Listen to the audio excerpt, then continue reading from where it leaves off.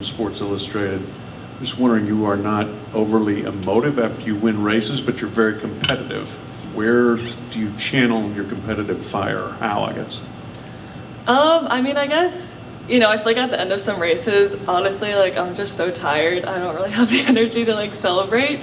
I feel like that's, sometimes why I'm, not always celebrating after a race. But, I feel like sometimes I get really excited after races when I really shock myself, and then there are other times where, there's just an internal goal that I want to achieve, and if I don't achieve that, I'm still happy with the race, but just not, showing that emotion. Christine?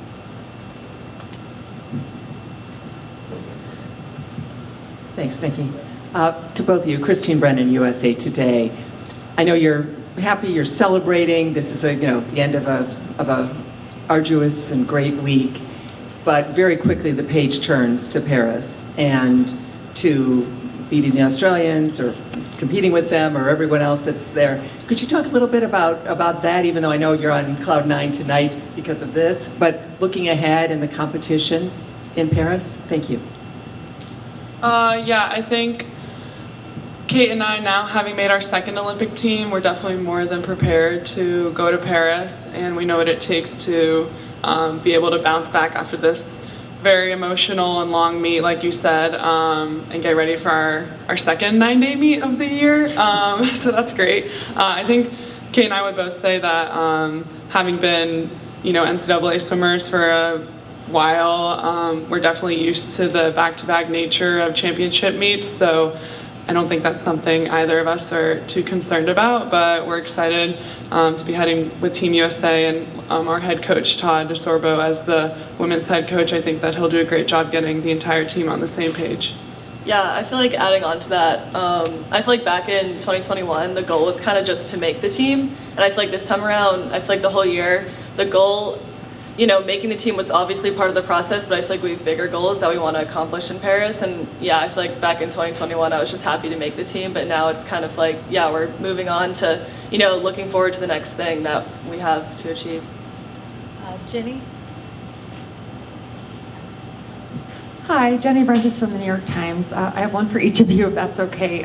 Kate, I know you spend a lot of time thinking about your race plan, like an ideal race, stroke count, or your underwaters. We're just curious how your races this week stacked up against that. And Alex, it looked like your fly leg was really strong, and I was wondering if that's something that you have been putting a lot of focus on heading into this meet. I do have, I feel like, a specific race strategy with a lot of my races. Specifically, I feel like the 200 breaststroke is one where I really focus on stroke count. Definitely in that final race, I went out way too fast and I took more strokes than I should have. And I remember Todd came up to me after that and he was like, "You didn't stick to the plan." And I was like, "Nope." And it hurt and I felt it. So I feel like I was kind of just struggling to stay in my race strategy this week just because I was feeling a little more sore and tired than usual. So I was kind of, just struggling to just kind of keep calm and relaxed in the water. Especially at, just a stressful meet like this, I kind of I feel like pushing myself and trying a little too hard in races. And I feel like race strategy is something that I'm definitely going to focus on these next few weeks before Paris. To answer your question, I think working on having power, easy power in my butterfly has been something that I've worked on a lot for the past couple of years. And I am really happy with that fly split because it felt good. I definitely think looking at my other splits briefly after the race, there are other things that I want to work on. The IM is so interesting because it's just about how can you put together all the pieces. So I'm still working on that, but it kind of gives me hope that I'm going to hopefully drop more in Paris. Chris Harris at WSMV in Nashville. Alex, you said all along, hello, that it was your dream to make an Olympic Games with your sister. You have now done that. What did it feel like when you hit that wall and you realized that dream? I kind of alluded to this, when we had our little interview after the race, but I think I'm the fifth UVA person. I don't really know the exact number, but A lot of my teammates have made it, and so I was definitely feeling the pressure, the stress that comes with racing at the end of a very long meet like this, and seeing all my teammates succeed and make the Paris Games. So more than anything, I was honestly just really relieved. I knew that I could do it. I knew that if I had done the 2 IM that I always can do, then I would make the team. So I'm really happy to have booked my ticket, and now I just kind of want to refocus. But yes, going with Gretchen is just a dream come true. I had so much confidence in her that she was going to be able to make the team. So once she did that the second night, I knew that I just had to uphold my part of the goal. And obviously waiting several days is not ideal for that, but I'm really happy, and I think more than anything, I'm just really happy to have this whole experience with her because it is once in a lifetime. And being a part of a sibling duo is something that I never take for granted, so I'm excited. Dave? Hi, a question for Kate. This is Dave Sheinin from the Washington Post. I'm wondering how you feel you've done with dealing with the hype and everything that swirled around you this year, being an Olympic year, all the expectations. You show up here and your face is on the side of the building. Did it ever become a burden to you, and how have you dealt with it this week? Yeah, I mean, it definitely, there was a lot of pressure just, I feel like this whole year, and specifically, kind of leading into this meet, obviously my face on the stadium, when I saw that, I was like, oh wow, I really need to make this team. And I mean, I obviously had confidence in myself, but it was definitely scary just because I knew a lot of people, had expectations for me. A lot of people had planned trips to Paris, and I was like, I haven't made it yet, but hopefully that'll be fun. So yeah, I feel like I did a really good job of just kind of, I feel like just, trusting the process, trusting Todd, and, knowing that, just being confident in my ability to, I knew that if I swam, close to my best times and just kind of executed the race how I've always done, in all 3 of the races I swam, that I was going to make the team. So I feel like I did a good job of just kind of being relaxed and, yeah, just focusing on my race plan and executing that. Lane? Lane Higgins from the Wall Street Journal. This is for both of you. And Gretchen earlier this week has talked about a lot of strides that she's made in her swimming and her performance with the work of a confidence coach. So I'm curious if that's something that either of you use, or a sports psychologist or anything like that. And, also seeing Gretchen and just the strides that she's made this year as her teammates, like if you could speak, I guess, a little bit to kind of how that aspect of her athletic training has contributed to her success now. Yeah, Gretchen and I both saw, or were seeing, the same confidence coach throughout high school. Gretchen still talks to her, as I'm sure she told you guys earlier this week. I go to a therapist, and she also is kind of like my sports psychologist, I guess. And it really, I feel like, has made a world of difference. I think really what has been so different for me this week is, I remember 3 years ago, like, I was sobbing before the final. I was so stressed, so nervous. And granted, I was in a way different position than I was coming into this week, but I definitely think seeing someone and talking to someone about, the mental aspect of swimming has definitely helped me stay really, like, even keeled throughout a very emotional week.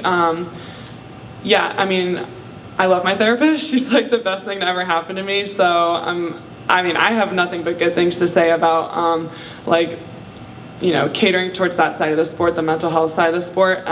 In terms of my sister Gretchen, I think it has just been honestly such an honor to be able to watch her so closely make these strides in the sport.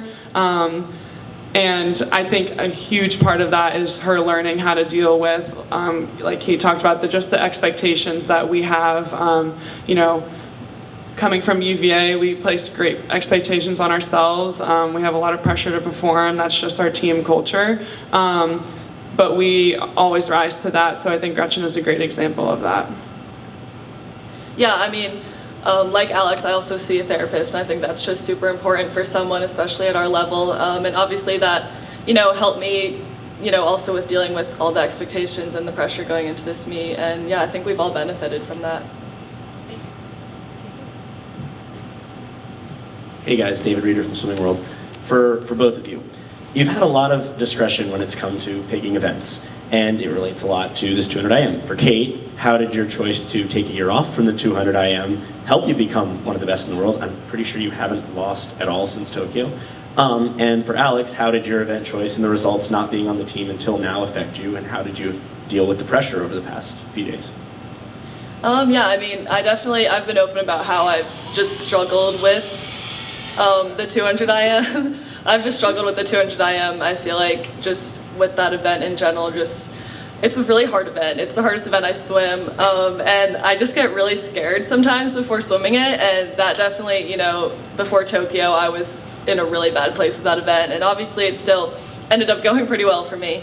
But yeah, I feel like taking a year off of it kind of helped me get away from it. And then I remember the first time I swam, it was at Short Course Worlds, and it ended up going pretty well. And I was like, okay, I think I might be able to start training this event again. And that was kind of what, just made me decide, kind of just got me excited to swim it again, because I feel like, just taking time away really helped me, just kind of take a break from all of that. But yeah, now I feel like I'm in a better place with that event. I still don't love it, but it's been going okay. So like hindsight is always 20/20, and I think earlier at trials, there were some points when I regretted not doing the 4 IM, because I thought to myself, man, if I just trained this all year, maybe I would have made the team. The whole reason why I didn't want to swim it is because, obviously it's not the most enjoyable event. I think we all know that. And really, I thought my chances to medal in the 2 IM has always been my favorite event. It's always been the event that I have the biggest goals in, and so I just really wanted to focus on that. And then the 4 IM was just not something I wanted to focus on. Just it's simple as that. So yeah, I definitely at first was like, I should have just done the 4 IMs. That way, maybe I would have made the team, and I wouldn't be feeling, this anxious about making the team in the 2 IM. But after our swims tonight, I feel really good going to Paris just in the 2 IM. I think I'm going to be able to set myself up to have a good swim, and I don't really like to live in the past. So I'm confident with my decision. I'm happy. I was really happy with my 2 breast, and I'm looking forward to swimming that in future years.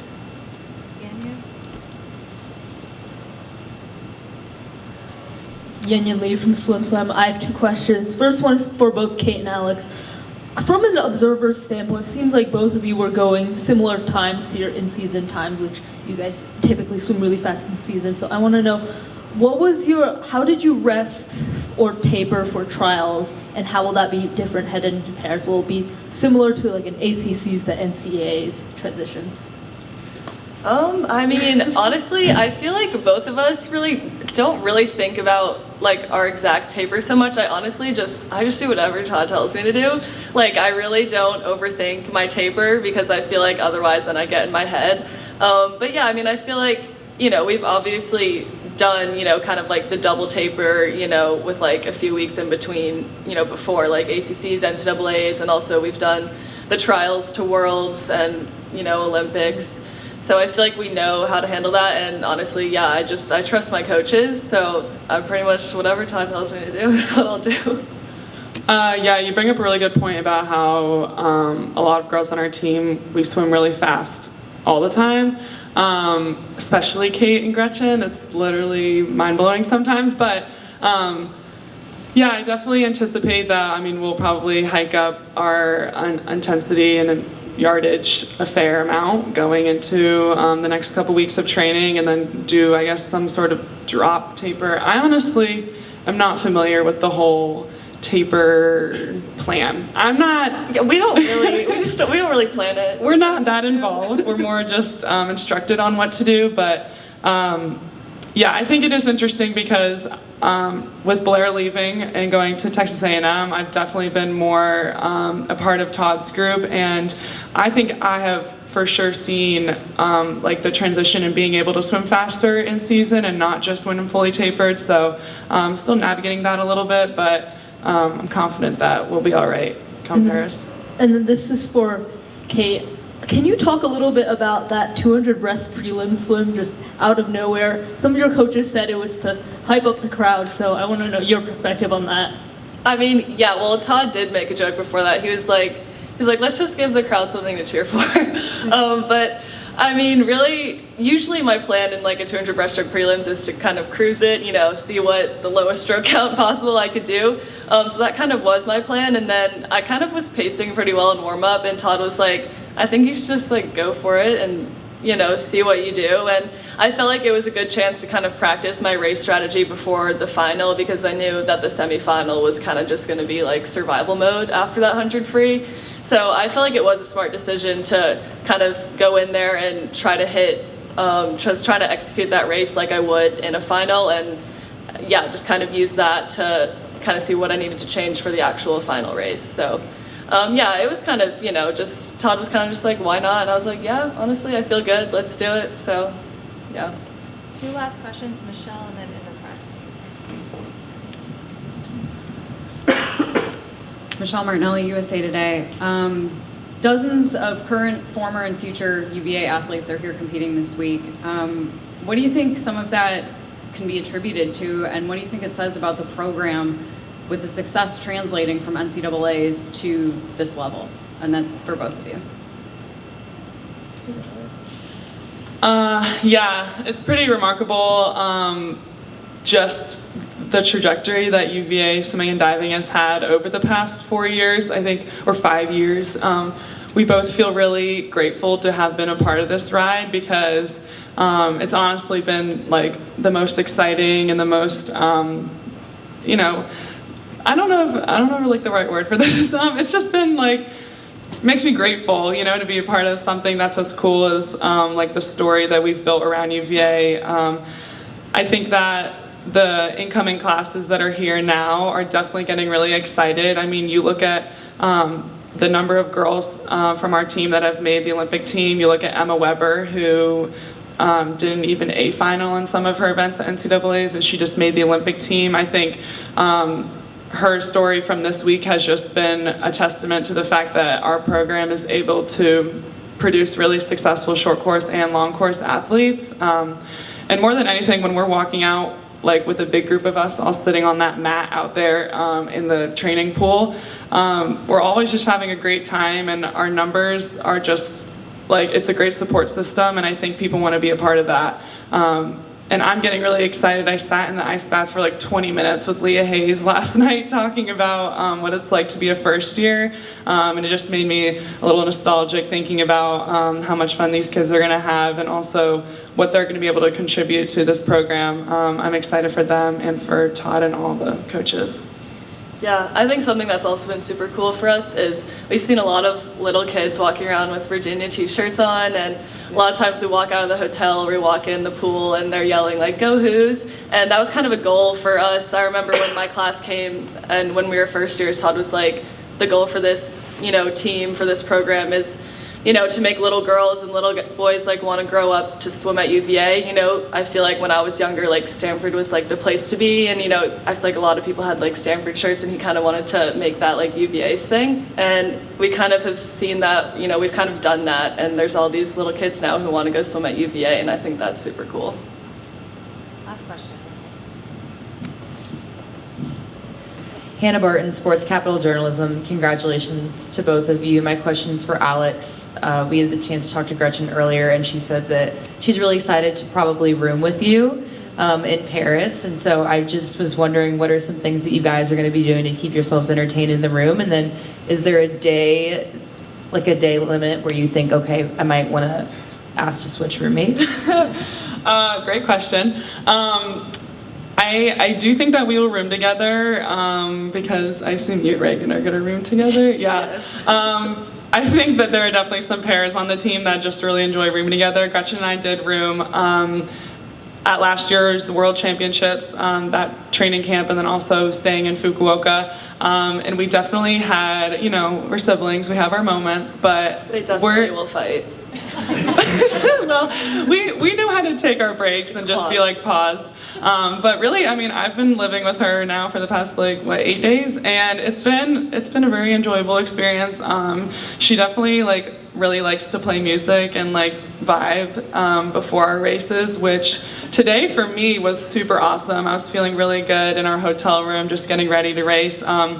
So Yeah, I know every sibling dynamic is different, but I do cherish ours, and I think we work really well together, and especially like, I mean, we're always supporting each other no matter what. I do think that if we're in a suite again, Oh my god, it'd be so fun. I think that we'll probably end up together. I know 3 years ago, we had 6 girls living in a suite, and that was just, I have some of the funniest memories I'll ever have in my life from there. Yeah. So yeah, I mean, this just makes me happy talking about it because I think the Olympics, obviously, the races are a huge part of it, but I think something that we forget to get excited about is just the fact that we're going to be spending like 2 months with people that are going to become some of our closest friends. So it's pretty awesome. Thank you, ladies. Thanks. Thank you.